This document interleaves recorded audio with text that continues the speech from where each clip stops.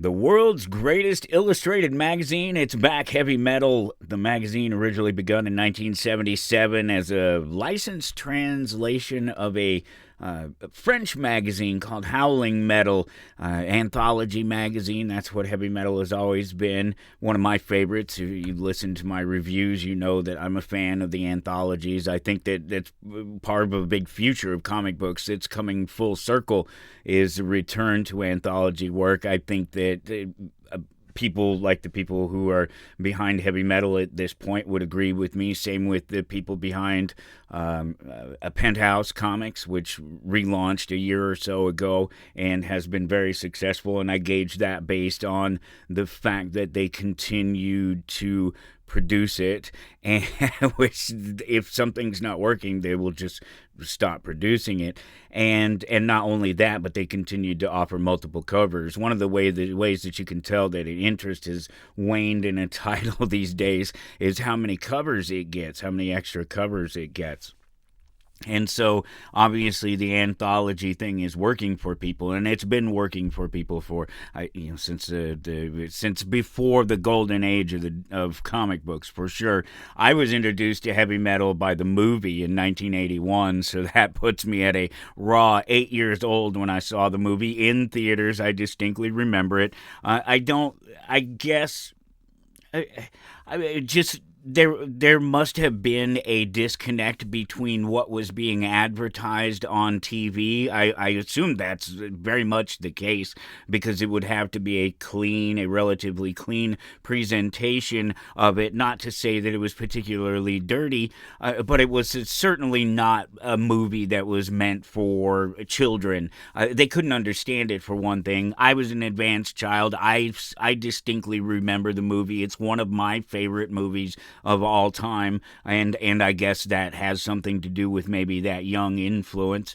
But a fantastic movie, and maybe not appropriate for an 8-year-old kid to see. But then again, I let my kids grow up watching Family Guy, so to each their own. It was published back in '77 by the National Lampoon. That's that whole Harvard connection, and just a storied history there. It's been monthly, it's been quarterly, it's been bi-monthly. It was on a Kickstarter most recently. That's the books, the issue that I'm holding here is a Kickstarter issue ultimately. It was owned by Kevin Eastman, the Ninja Turtles guy. He bought it for $500,000 in 1992, sold it off in 2014, stuck around, I guess, for a couple more years to publish it. And then it kind of fell apart at that point, and it eventually ended, but it was already over by then in 2023. And now it's under new management, new ownership, with a new direction. You don't even call it a redirection, I guess. It's a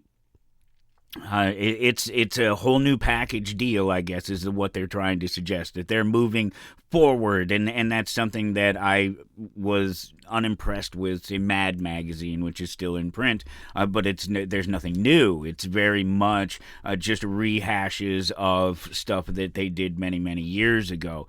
But where this is with heavy metal, the idea is to move forward. It's not about dwelling on the past, even though some of the fantastic characters like Tarna will still be around. There'll be revisions, rebirths, and reintroductions, new introductions of other stories and worlds and things that existed in the entire universe, heavy metal universe there.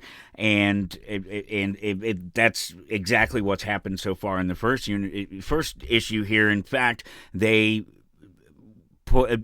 There's a Tarna, there's references to Tarna all throughout it, including a couple of different covers. That's going to happen.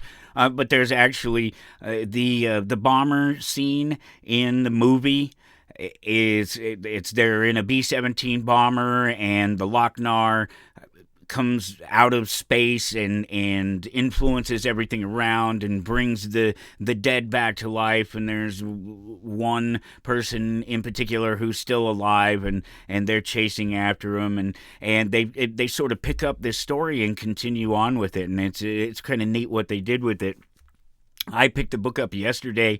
It's in stores today. I read it all last night. I was so excited to read through it, and it's fantastic. It's a lot of fun. It's the editor in chief now is Frank Forte, and he calls it an unholy mix of legacy, lunacy, and visionary brilliance. So that's quite the tag, right? And it starts off. I really like this, the way it started off. They run this dossier on how tech of today was envisioned throughout art and movies and television and in Heavy Metal magazine, and how they're realized today, all sorts of different things. There's some of them that you hear about all the time, like the Star Trek flip phone thing. You hear about that all the time, the ability to communicate, and so that's one. But there are others in there that you might not think about necessarily. HAL from the HAL 9000 from the Clark movie, the whole idea of AI and computers running thing, bionics and 3D printing and cyberspace itself, the Matrix, and what you would, other terms that have been used to describe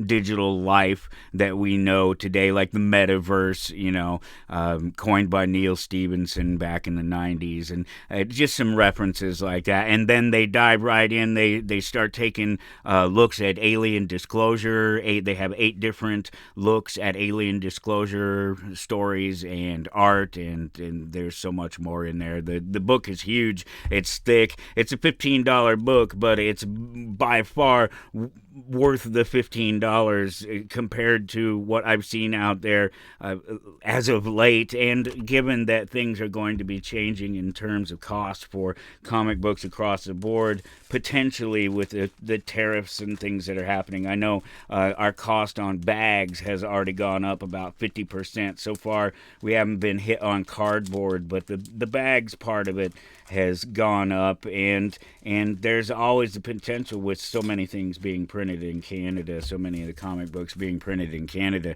that we will have some issues at some point if the trade war continues. So Heavy Metal magazine, fantastic. I've been looking forward to it because they've been talking about relaunching it for a long time. They ended it with 320, issue 320 back in 2023, but like I said, it was really ended before that. It was done. They'd been struggling for upwards of a decade there at that point to really do anything, to really continue to make their mark out there. But they're back, and they're badder than ever, it would seem, and definitely worth your interest if you love the classic idea of heavy metal, if you love the idea that it's moving forward into the future and introducing these new artists and these new writers and people that you've heard of before. And there's just so much there, and there's so much potential for it, especially now with, like I say, comic books sort of coming full circle and going back to these anthology books. We're going to see more of them in the future. I guarantee it. There's no question of that in my mind. Heavy Metal, it's on your local comic book shop shelves right now. If you can't get one, hit me up at AmazingFantasies.com, and if you're ever in Topeka, Kansas, stop by the store.